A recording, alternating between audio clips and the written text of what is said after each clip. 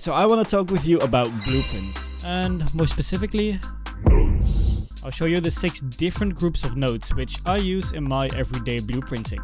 So by the end of this video you will suffer less trying to blueprint, hopefully. Nodes are the cards that you use in blueprinting, and they all do something different. By connecting these nodes you give functionality to your blueprint.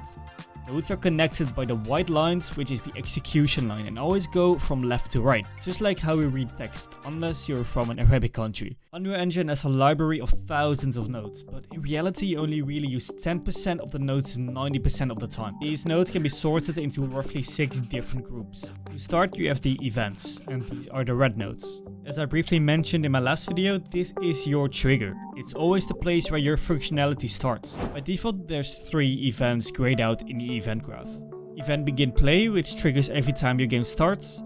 Event tick, which triggers every frame. If your game runs at 60 frames per second, for example, functionality you add here will happen 60 times a second.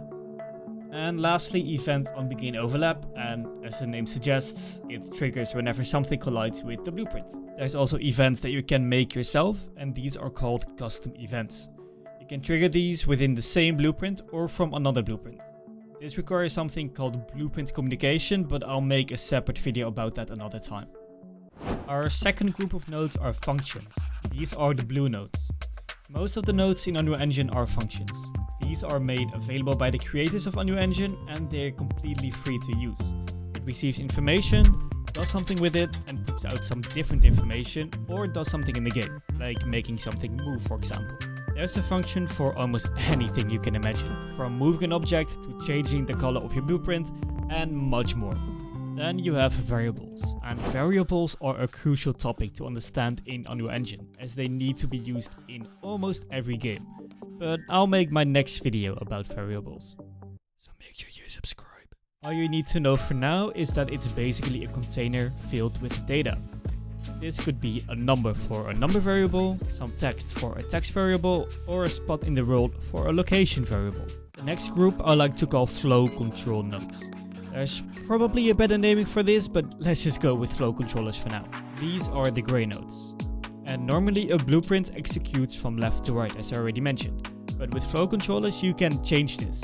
A couple of flow controls that I use frequently are loops, which execute a piece of your blueprint for a number of times, or a do once, which, as the name suggests, does your piece of blueprint only once.